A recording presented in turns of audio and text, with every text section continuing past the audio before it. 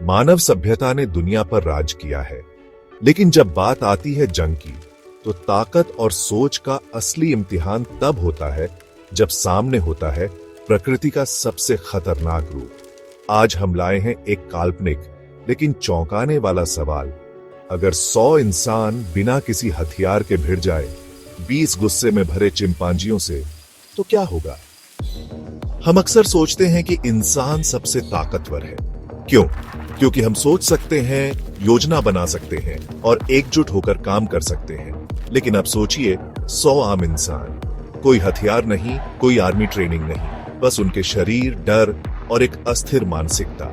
अब दूसरी तरफ 20 चिंपांजी, जिनकी मांसपेशियां इंसानों से 1.5 से 2 गुना ज्यादा ताकतवर हैं, जो बिना चेतावनी हमला कर सकते हैं, जिनकी गति और आक्रामकता किसी भी ट्रेन्ड फाइटर को हैरान कर दे।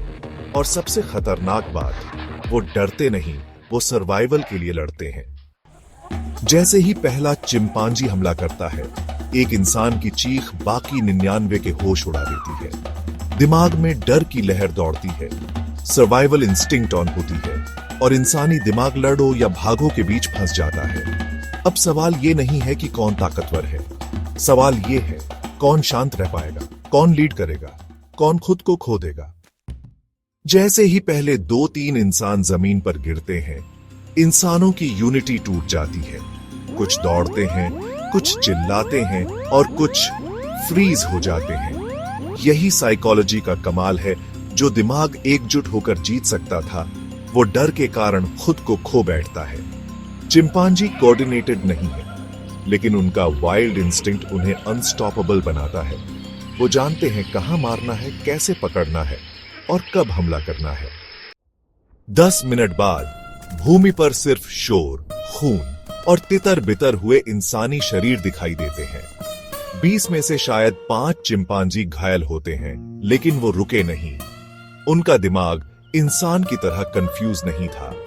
उनके लिए ये बस एक और सर्वाइवल मिशन था, लेकिन इंसानों के लिए ये था एक साइकोलॉजिकल ब्रेकडाउन, जहां डर, गिल्ट और कंफ्यूजन ने उन्हें हरा दिया।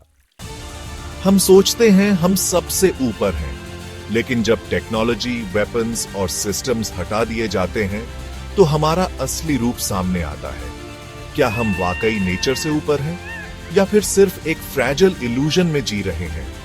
आप देख रहे थे अनोखी दुनिया। सब्सक्राइब करें ऐसी सोच को महसूस करने के लिए, जो सिर्फ सवाल नहीं उठाती, बल्कि आपको अंदर तक हिला देती है।